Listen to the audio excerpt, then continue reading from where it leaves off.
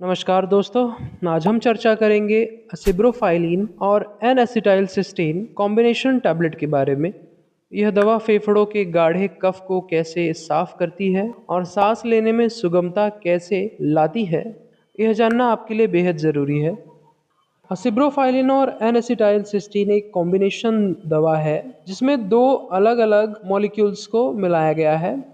ज़्यादातर अस्थमा और chronic obstructive pulmonary disease जैसी बीमारियों के लक्षणों जैसे खांसी, सांस लेते समय घरघराहट और सांस फूलना के इलाज के और रोकथाम के लिए प्रयोग की जाती है। यह दवा खासतौर पर लंबे समय के लिए चली आ रही अस्थमा और सीओपीडी में फ़ायदेमंद मानी जाती है। चलिए अब समझते हैं कि आखिर यह दवा कैसे काम करती है। असिब्रोफाइलिन एक ब्रोंकोडायलेटर और म्यूकोलिटिक दोनों है। यह आपके एयरवेज की स्मूथ मसल्स को रिलैक्स कर देता है, जिससे सांस लेने का रास्ता ब्रॉड हो जाता है, चौड़ा हो जाता है।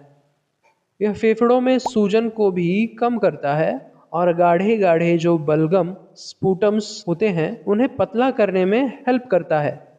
एनेसिटाइलसिस्टीन एक पावरफुल म्यूकोलिटिक एजेंट है, कफ को पतला करने की दवा है। इसका मुख्य काम फेफड़ों और एयरवेज में जमे गाढ़े चिपचिपे बलगम को तोड़ना और पतला करना होता है। ये प्रोसेस बलगम के मॉलिक्यूलर ढांचे में मौजूद डाइसल्फाइड बॉन्ड को तोड़कर उसकी स्टिकीनेस को विस्कोसिटी को कम करती है। रिजल्ट में यह दवा एक तरफ जहां एयरवेज को खोलती है, वहीं दूसरी तरफ गाढ़े कफ को पतला करती है, जिससे फेफड़े साफ होते हैं और सांस लेना आसान हो जाता है। जानकारी पूरी हो इसके लिए हम यह भी समझेंगे कि साइड इफ़ेक्ट क्या हो सकते हैं और किन बातों पर सावधानी बरतनी चाहिए। जैसे साइड इफ़ेक्ट हो सकते हैं पेट खराब होना, उल्टी भी हो सकती है, पेट में दर्द, दस्त या कब्ज, सीने में जलन।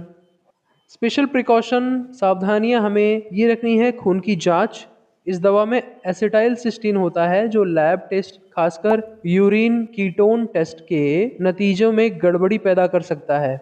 कोई भी टेस्ट कराने से पहले अपने डॉक्टर को ज़रूर बताएं कि आप ये दवा ले रहे हैं। और दूसरा, दवा की गंध। कई बार इस दवा की एक तीखी गंध आ सकती है। यह पूरी तरह से सामान्य है, इसका मतलब ये नहीं है कि दवा खराब हो गई, इसके मॉलिक्यूलर फॉर्मूला में ही वो गड़बड़ है, ऐसा कह सकते हैं। इमरजेंसी कंडीशन में ये दवा तुरंत राहत के लिए नहीं है।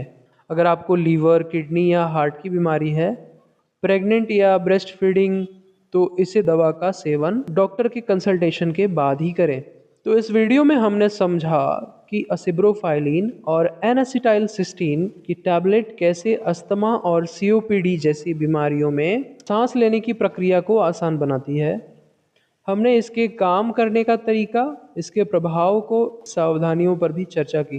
अगर वीडियो आपको अच्छा लगा हो तो लाइक और शेयर करना मत भूलिएगा। धन्यवाद।